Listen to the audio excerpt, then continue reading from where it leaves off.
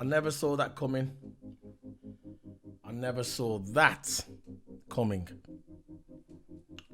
1 and 2 Mercedes. Amazing. Amazing.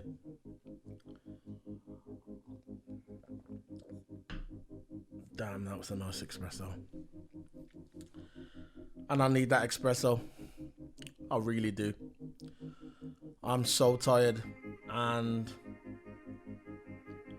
I was in two minds of doing this video. We know the Grand Prix is in Mexico. We know the Mexican time is so many hours behind the Europe time. I'm from the UK, by the way. But I knew this coming in. But it doesn't matter. It is what it is. It is what it is. Now, this week I've been busy trying to get my gaming channel. I've got a gaming channel on Twitch. I stream on Twitch. I stream F1 and I stream Assetto Corsa. That's what all I stream on Twitch, and I will continue to stream on Twitch. I've been with Twitch for nearly 4 years, and I'll continue and I'll never stop streaming. I love it. But that's what I stream on Twitch, F1 and Assetto Corsa. Now, on YouTube, I do my F1 reviews, which I've been doing for 4 years, and I'll continue to do my F1 reviews because I love doing them, because no one's more real than me. There's certain streamers out there, there's a lot of streamers out there that can't say what they want because obviously they're sponsored now. They got big sponsors behind them. Now they're kissing the boss's ass. Not me. It's never going to happen. And even if I do get big, I'm still going to continue to voice my opinion. You'll see if I continue. When I do get big, when that day does happen, you'll see I'll continue to voice my opinion. I'll never change. I'll never change my opinion. I won't kiss ass because someone's sponsoring my video or giving some, like, sponsoring some sport brand video. If some sport brand comes along and says, look, will you sponsor me for this, sponsor me for that? I'll go, sure, I'll do it. But I'm not going to change my opinion. I'm not going to change my attitude when it comes to doing my F1 reviews. Because I've been doing this for 4 years and I've nearly got 1K subscribers. 1K. And I've been doing this for 4 years. Most people would walk away and say, you know what, I don't want to do this anymore. I've been doing it for 2 years. I've only got a few subscribers, but not me. Not me. I come from a different cloth.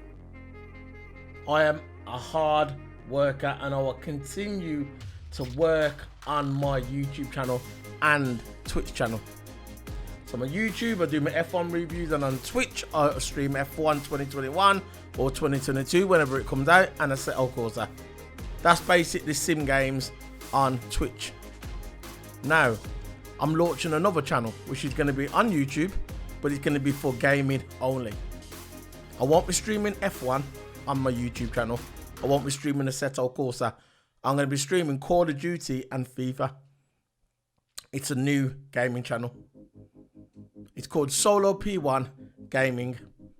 All the links will be in the description below, so you can go over to there, subscribe to me on there. If you like Call of Duty, you like FIFA, that's where I'm going to be on YouTube.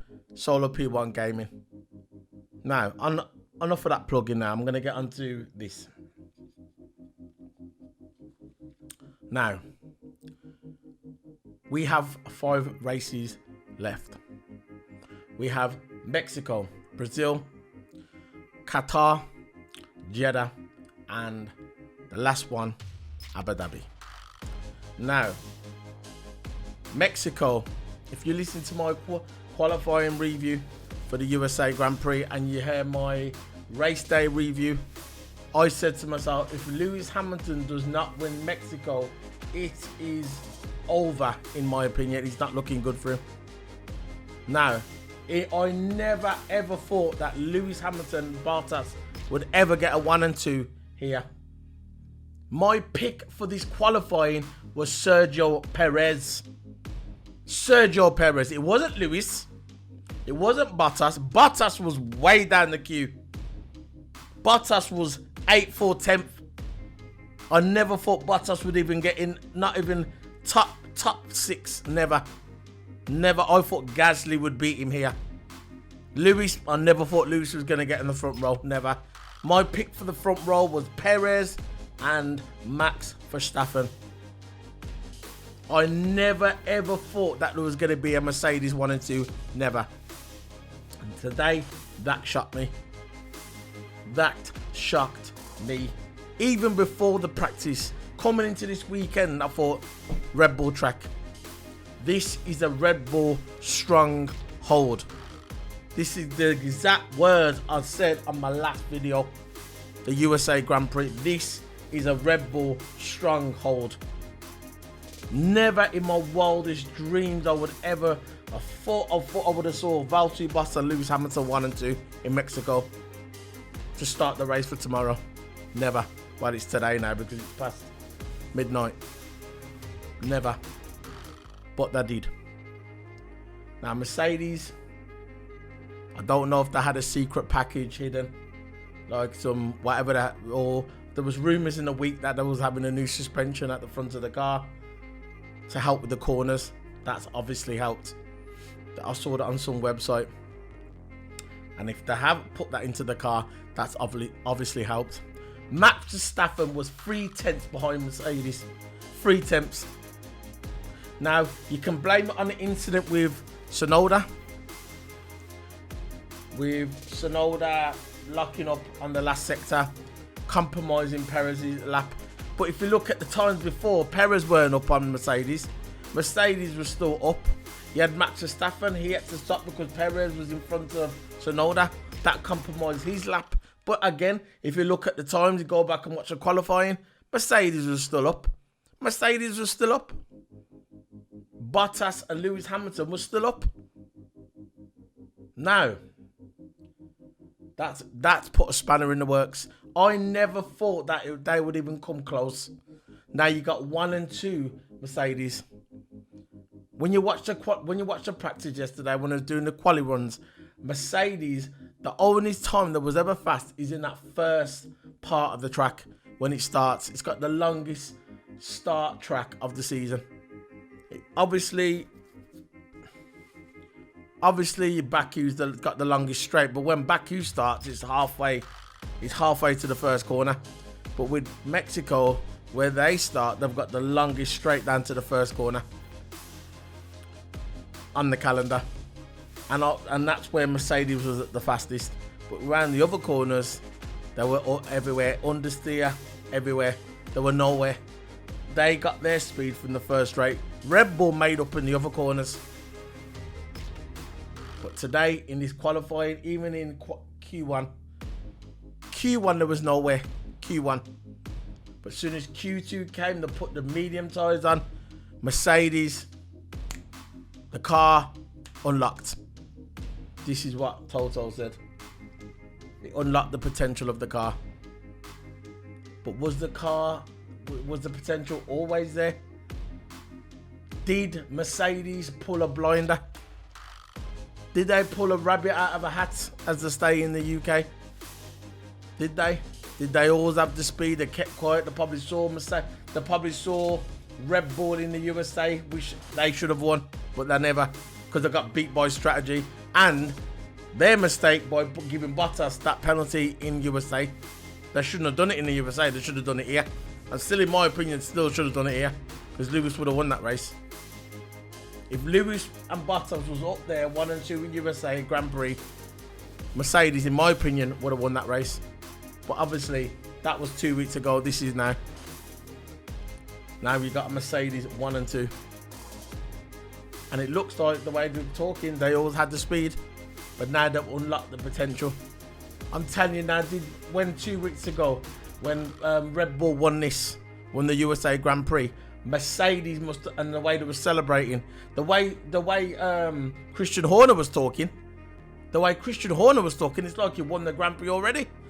Even when he come into practice session this weekend on Friday in the practice session, practice 1 and 2, he's standing there with his hands by his side, Christian Horner, and the way he was standing there, the way his body language was, it's like he'd already won it. Now I've got to admit, after the USA Grand Prix, I said on my video, it's going to be hard for Lewis to win this title now. They might not even win the constructors. That's what I said 2 weeks ago, and I admit it. I'm not fake. I'm going to come out and tell you. Of course I am. I'm not fake like a lot of these idiots on Twitter. What just licks Mercedes' ass? No way. I'm a Mercedes fan, but if they're gonna do something wrong, and if I say something, I'll call them out. I said it 2 weeks. I said it 2 weeks ago. I said, look, it's gonna be half a Mercedes to win this title now. And I said at the beginning of this weekend, I think it's gonna be a 1 and 2 Red Bull at qualifying, and I got proved wrong again. I got proved wrong again. I never thought, like I said at the beginning of this video, I never thought I would have ever seen 1 and 2 Mercedes here in Mexico. Never. And it happened. Lewis Hamilton and Valtteri Bottas. Bottas, amazing. That he surprised me the most.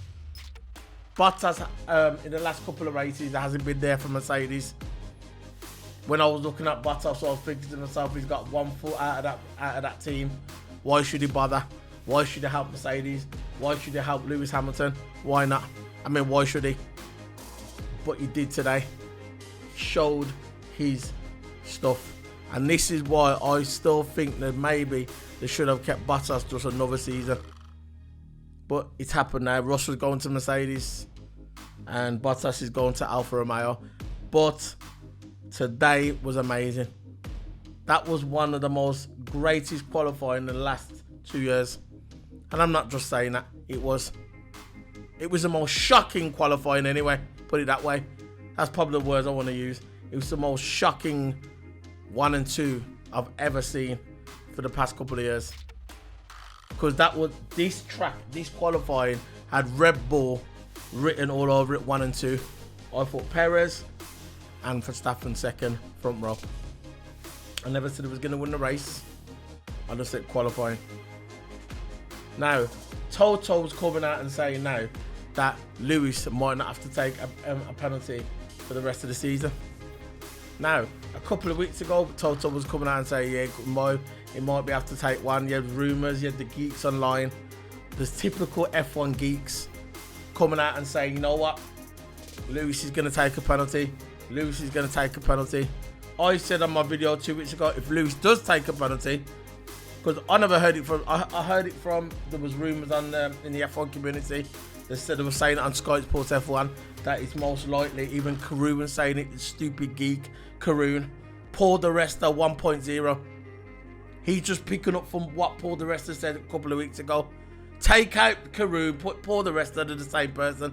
They're both the same person, Karun and Paul di Resta.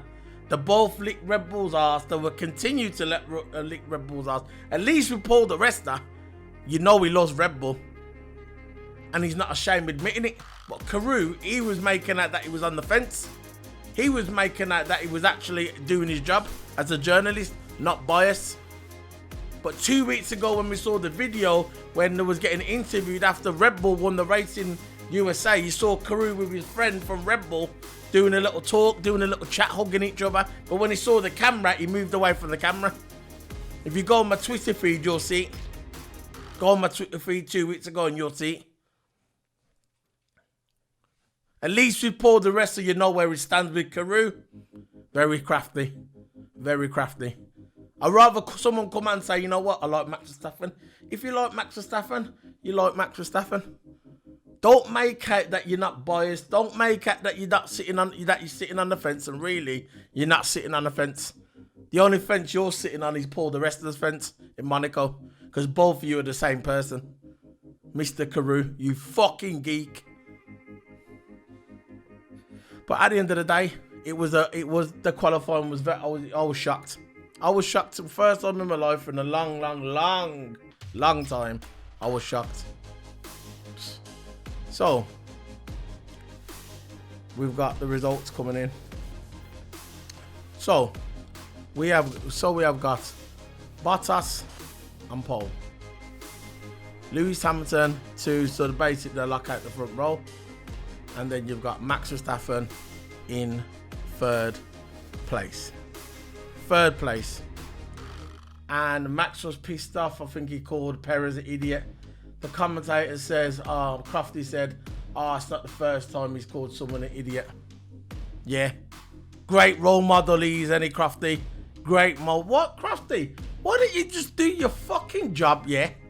and tell it how it is and say he's a fucking geek, inept, degenerate. Why don't you just come out and do your job instead of soft talking? Why don't you just come out and call him a fucking geek? Max Verstappen, you degenerate for calling someone an idiot. Why don't you just do your fucking job, Crofty? Instead of laughing like some stupid chimpanzee, because that's what you sound like. And why don't you go to the fucking gym and lose that fucking guts?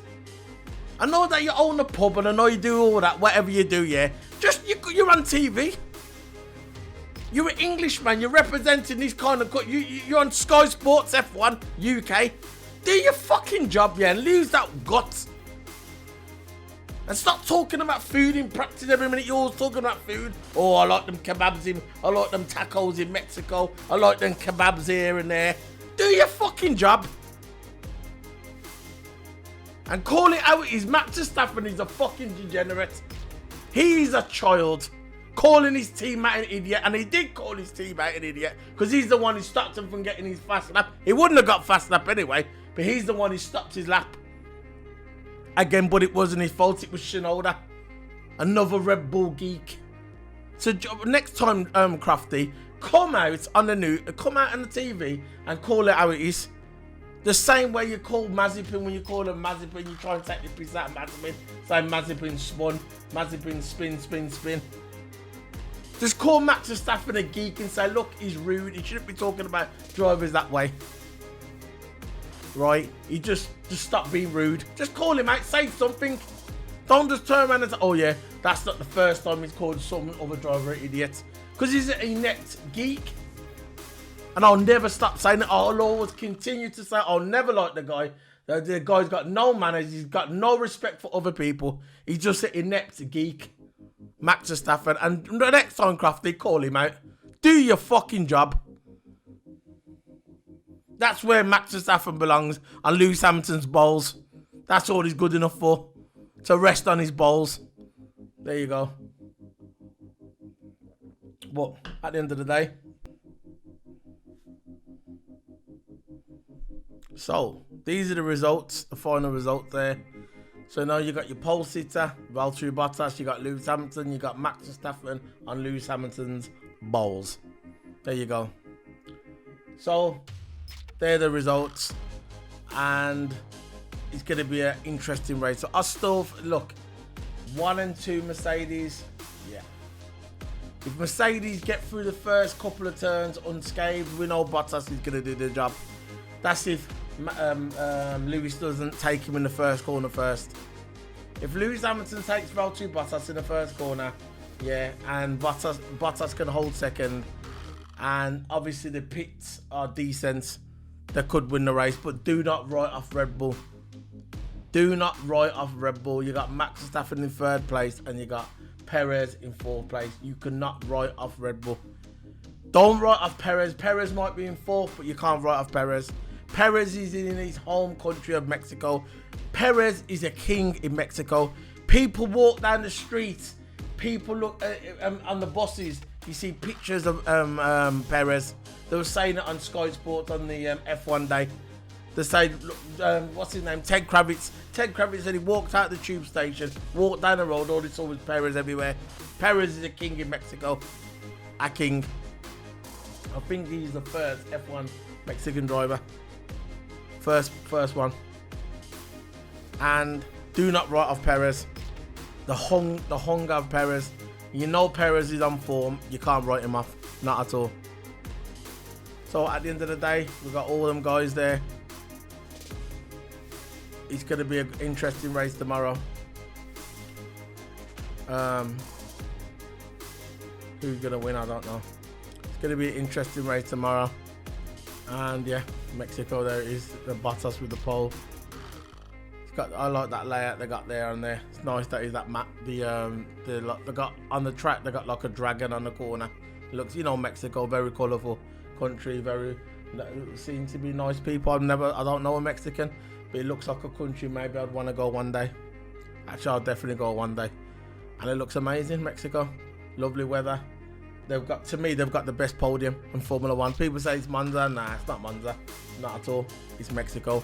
Mexico has got the best podium. When you'll see tomorrow, whoever wins that Grand Prix tomorrow, you're going to see that podium. How big it is. Or we've got the music in the background. They've got live band. When one year you had Kimi Räikkönen when he was on the podium. I think he was second or third when he was with Ferrari. He had the live band behind him, dancing and singing lively. It's the best podium in Formula 1 by far. Monza's good, but Mexico's better, in my opinion. And you're going to see all that tomorrow. That's a new addition to the track. That is them colours there. Absolutely amazing. So that's it, man. That's the end of the review. This is me, Solo P1 signing out. Don't forget to hit the subscribe button. It's going to be an amazing race tomorrow. Hopefully Max Verstappen, dumbass geek, doesn't hit one of the Mercedes, which you can't really put it past Max Verstappen. Perez, you know, is more of a professional than Max Verstappen. To me, Perez is a better driver than Max Verstappen. Much better driver than Max Verstappen. Because Perez can pass someone without hitting them. That's the difference between Perez and Max Verstappen. Perez can actually pass someone skillfully without hitting them like Max Verstappen. So this is Solo P1 signing out. Don't forget to hit the subscribe button. All the links below on my new gaming channel, YouTube gaming channel, Twitch, and obviously my Twitter and my Discord. All links will be in the description below. This is Solo P1 signing out. I'm going to bed. See you later, guys.